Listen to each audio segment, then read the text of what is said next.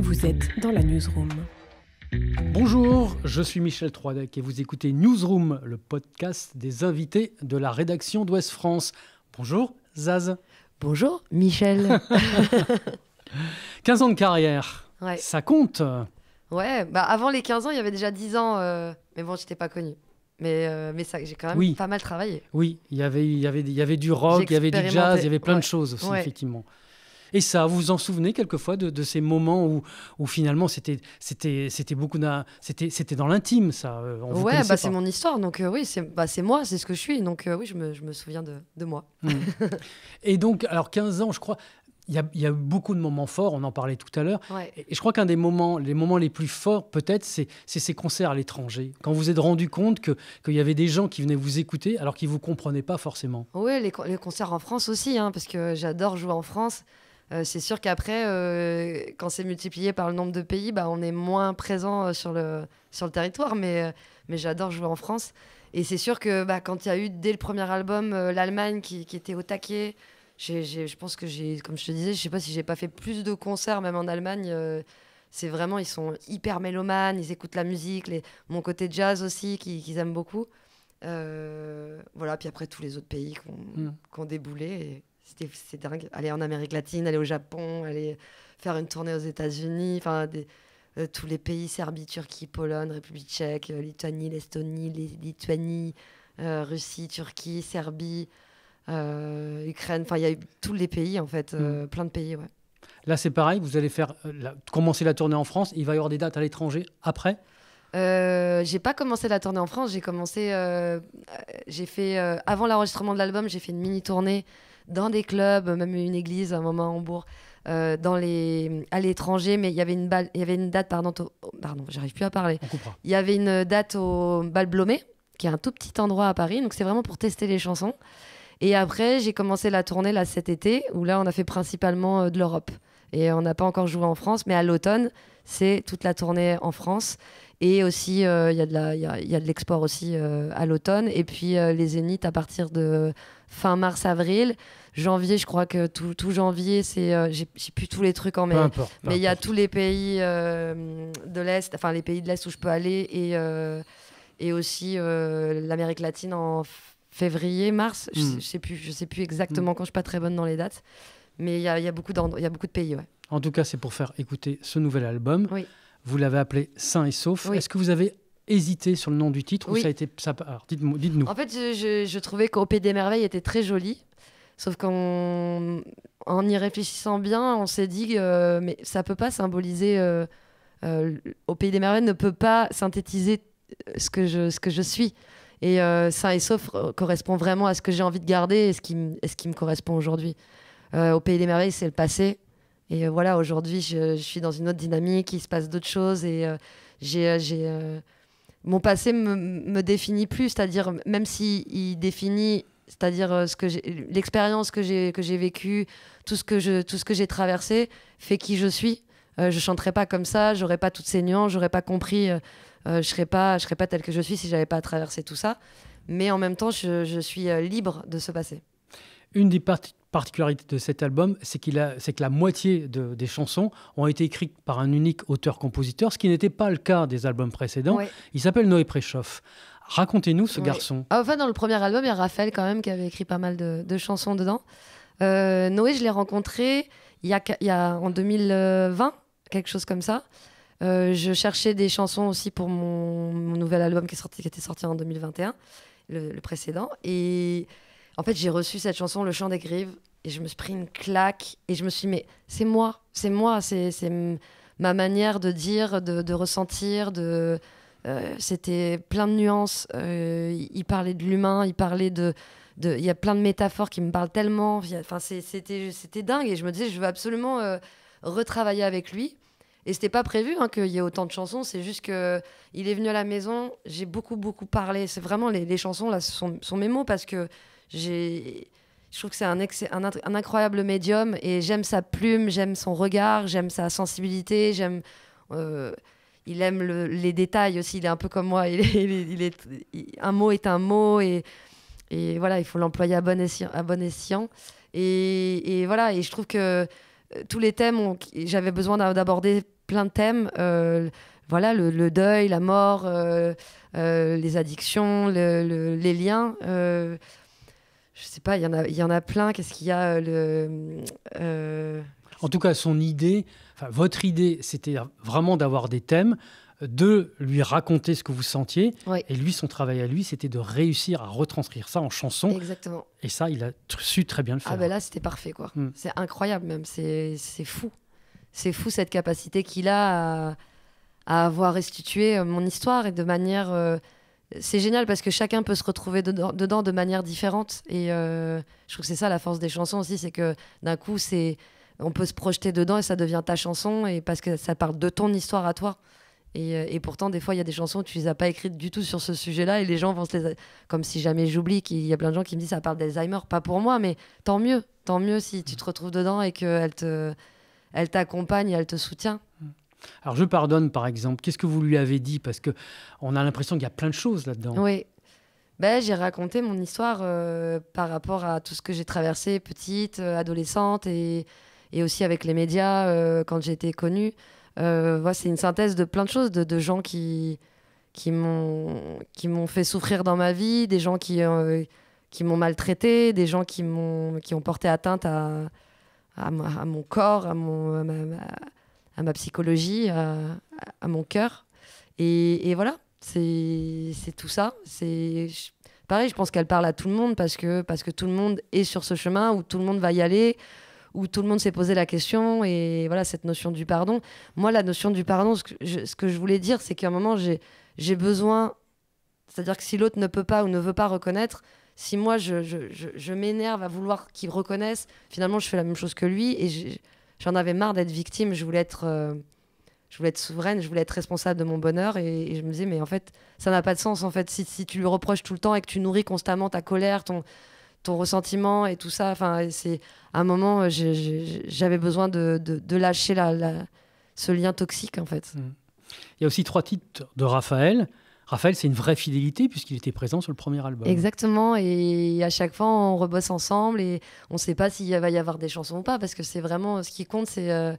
tu vois, ce qui compte, c'est d'avoir la chanson qui me parle, qui me touche. Et là, il y en avait plein. Et même à un moment, il s'est mis au piano, il avait juste ce texte et il a pianoté. Moi, j'ai fait sur J'imagine que tu sais, j'ai essayé de faire la mélodie. Enfin, voilà, on teste des choses, quoi. On essaye. Et puis, c'est devenu cette chanson que j'adore. Avec les arrangements, je voulais mélanger les machines aussi. Je voulais qu'il y ait quelque chose d'organique, mais mélangé avec des machines, un peu électro. Et je trouve qu'il y a un bon mélange de plein de choses que j'aime. J'ai fait avec les Puggy aussi à Bruxelles. On a finalisé l'album, on a réarrangé ou réorganisé ce qui me plaisait pas. J'ai refait certaines voix aussi qui me plaisaient pas pour trouver vraiment les bonnes textures, les bons... Enfin voilà, on a fait plein de chœurs, j'ai fait plein de chœurs. On entend des instruments, mais c'est ma voix. Donc, et eux, ils sont incroyables. J'ai rencontré des humains, je me suis éclatée, on a beaucoup ri, j'ai pris du plaisir comme j'ai jamais pris du plaisir à faire un album. Et c'était vraiment cool. Comment est née l'idée du duo avec Raphaël, justement, Une passerelle vers la mer? Au départ, c'était un titre en solo? En fait, c'était une chanson qu'il n'avait pas utilisée. Et il m'a dit, est-ce que tu la veux? Et je l'ai trouvée hyper belle, vraiment. Je me suis dit... Et en fait, après, je me suis dit, mais il faut qu'il la chante avec moi. Parce que ça a du sens qu'il la chante lui et qu'on la chante tous les deux. Et je trouvais que tout était beau, en fait, dans le fait qu'il la chante lui, qu'on la fasse en duo, ce qu'elle représente, de quoi elle parle, pour notre histoire personnelle aussi de tous les deux. Je trouvais que on n'avait jamais fait un duo. Et tout était parfait. Et en fait, j'arrivais pas à trouver, parce qu'on n'a pas la même tessiture du tout. Et à un moment, on s'est dit, tiens, on va la chanter tous les deux en même temps. Mais du coup, ça marchait pas, mais il fallait la découper vraiment rythmiquement. Et là, avec les Puggy, on a trouvé plein de trucs et eux, ils ont trouvé des arrangements merveilleux, le son. Enfin, je la trouve vraiment, c'est une belle pièce, quoi. Je la trouve hyper belle, cette chanson. C'est marrant parce que quand je l'écoute, je m'entends, enfin, je vois pas moi. C'est-à-dire que j'arrive à l'entendre comme si c'était quelqu'un d'autre comme si c'était la chanson de quelqu'un d'autre. Avec Laurent Lamarca, c'est Oui. C'est aussi une fidélité, puisque ça fait 2-3 albums qu'il travaille avec vous. J'ai l'impression que c'est une autre manière de travailler, puisque vous signez ensemble les chansons, cette fois. Oui, puis Laurent Lamarca, il est incroyable. C'est un super auteur-compositeur et c'est un sublime artiste. Son dernier album est merveilleux. Il n'est pas très médiatisé. Je trouve pas assez. Parce que vraiment, il a une manière de dire. Il y a une chanson d'ailleurs sur son dernier album qui parle de sa relation avec sa sœur. Je la trouve incroyable. Et je vous engage, enfin, je vous encourage, pardon, je vous encourage à aller écouter son dernier album et tous ses autres albums d'ailleurs. Mais son dernier album, je l'ai trouvé vraiment chouette. Et oui, en fait, il y a des séminaires aussi d'écriture, tu sais, avec les éditeurs. Et donc, on avait mis toute une équipe et on a tous travaillé ensemble. Et je leur ai dit vraiment ce qui m'animait. C'était vraiment, je me suis beaucoup investie. Ce qui m'animait, ce dont j'avais envie de parler. Et Sain et Sauf est sorti avec Jean-Étienne Maillard, avec qui avait fait aussi la musique sur Si jamais j'oublie, qui est aussi quelqu'un avec qui j'ai beaucoup travaillé. J'ai beaucoup testé les chansons, travaillé en studio avec lui, essayé les tonalités, tout ça. Il m'a beaucoup aidé. C'est vraiment quelqu'un que j'apprécie beaucoup, qui est très humain, qui est très accueillant. Enfin voilà, il est adorable et il est très talentueux. Et on a beaucoup testé plein de choses. Et Laurent, pareil, ce texte qui me colle à la peau, c'est vraiment... c'est moi, quoi. C'est mes mots. Et après, il y a aussi une chanson sur la flamme avec Chien Noir. Et je lui disais, mais j'ai vraiment envie d'écrire sur les femmes. Il me dit, ouais, on me demande souvent, mais j'y arrive. Enfin, je peux pas, ou machin. Et je disais flamme, femme, tu vois. Et puis je lui disais, le positionnement, enfin, tu vois, je voulais une chanson légère aussi, mais avec des propos qui aient du sens. Okay. Et je trouve ça bien de remercier aussi les femmes qui sont venues avant moi, qui font la femme que je peux être aussi aujourd'hui, comment je peux me sentir dans c'est-à-dire la place que j'ai aussi dans la société, parce que y a quand même des gens qui se sont battus pour ça, des femmes, et dire aux nouvelles générations aussi, tu feras comme tu voudras. En fait, c'est quelque chose qui se choisit. Fais pas juste pour faire comme les autres, tu vois. C'est quelque chose qui doit se décider de l'intérieur, et c'est un chemin pour soi-même, et c'est bien d'être inspiré par les autres, du coup d'avoir envie de faire parce qu'on les trouve fortes, qu'on les trouve belles, et voilà. Et en même temps, c'est quelque chose qui est avec soi-même. Voilà, on se choisit, on sait mettre des limites, on sait se respecter. Toutes ces notions, toutes ces valeurs, en fait, que j'essaie d'incarner au quotidien. Et de porter par la chanson, effectivement. Exactement, et de dire aux autres, vous avez le pouvoir, en fait. Le pouvoir, ne le remettez pas à l'extérieur, il est à l'intérieur de nous, et ça se choisit. Dans la version numérique, il y a une chanson en langue étrangère. En espagnol. En espagnol, c'est ça. Ouais. Parce que j'ai toujours aimé chanter en espagnol et j'avais envie de... Ça s'est proposé, en fait. Il y a quelqu'un qui a fait une adaptation et je trouvais que ça fonctionnait parfaitement avec la chanson, mais j'aimerais bien... Mais il faut du temps pour ça, vraiment beaucoup. Ça demande beaucoup de temps parce que ça demande de travailler différemment. Et encore en espagnol, ça va parce que j'ai des facilités, même si je ne parle pas couramment du tout. Et bon, pour faire plaisir aussi à la communauté hispanophile. Voilà.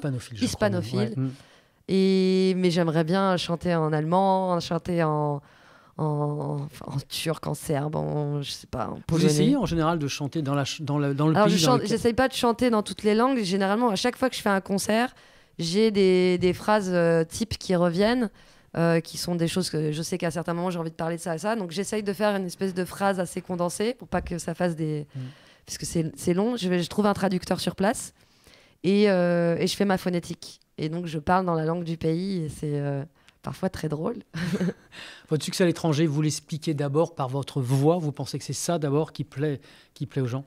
Je pense que c'est un mélange de plein de choses, c'est-à-dire que je leur rappelle quelque chose de la vieille chanson française qu'ils adorent. Donc, en l'occurrence, il y a souvent Piaf qui revient là-dedans, même si on n'a finalement pas du tout la même voix, le même timbre. Mais je pense qu'on a cette urgence de vivre et qu'elle était très proche de son public, avec une énergie où elle se donnait beaucoup. Donc, je pense qu'il y a quelque chose, en plus de la langue française. Donc, du coup, pour eux, l'association est très vite faite, quoi. Et aussi, il y a ce côté moderne, parce qu'ils adorent le jazz aussi à l'étranger. Et ils ont tout de suite vu ma patte, mon swing, et ça plaît beaucoup. Et aussi les valeurs que j'exprime. Il y a beaucoup de gens qui apprennent le français avec mes chansons pour comprendre les paroles, et du coup ils font les traductions, et je pense qu'au bout d'un moment le public qui me suit me connaît vraiment bien, donc il y a les valeurs que j'exprime, tout le sens des mots, en fait, tout le sens de mes chansons. Musicalement, vous vous êtes amusé avec un côté jazz dans Un peu comme ça, un côté cabaret dans J'imagine que tu sais, c'est bien ça? Oui, c'est ça. Et j'avais envie de mettre aussi de l'électro dedans, que j'avais envie de m'amuser en fait avec les harmonies, les matières. Et c'était trop bien, c'était trop cool de faire ça. Est-ce que vous savez déjà quelle formule vous allez présenter en concert? Oui, parce qu'on a déjà tourné cet été. Après, là, à l'automne, on a une résidence et il va y avoir des choses un peu différentes parce que c'est pas sur des festivals. Les festivals, généralement, tu peux pas vraiment venir avec ton matériel. C'est trop lourd ou c'est compliqué. Enfin, voilà, il y a plein d'autres artistes. Et puis, on se déplace beaucoup. Bref, c'est pas forcément possible au niveau du coût aussi. Et là, on a envie d'avoir un peu plus de mise en scène, de choses comme ça. Mais on a déjà bossé avant, donc on a déjà des choses en tête et voilà. Il y a juste à améliorer, à s'amuser encore plus. À côté de ça, on vous a vu dans The Voice. Qu'est-ce que vous retenez de l'expérience The Voice? Ouais, c'était l'intensité, beaucoup d'émotions, beaucoup d'émotions. J'étais contente de le faire parce que c'était un exercice qui n'était pas facile pour moi. Et donc, je me suis dépassée et je suis assez fière de moi. Je suis pas très à l'aise devant les caméras. Je pense que mes valeurs sont passées, c'était ça le plus important, mes valeurs, ce que j'exprime au quotidien, quoi, ce que j'incarne. Et du coup, partager avec les candidats, pas les candidats, les talents, pardon, avec les talents et d'avoir l'opportunité de pouvoir les valoriser, leur montrer que finalement leur fragilité, c'est leur plus grande force. Et d'essayer de faire en sorte qu'ils se révèlent encore plus, quoi, et qu'ils s'amusent, de dire voilà, que tout ça, c'est un jeu. C'est déjà génial de pouvoir être là, c'est une opportunité. Gagner, pas gagner, en vrai, oui, on adore tous gagner. Oui. On n'est pas content quand on perd. Mais je leur disais, c'est déjà gagné d'être là, d'avoir été pris déjà avec toutes ces personnes vous avez été choisis parmi plein. Donc c'est déjà exceptionnel.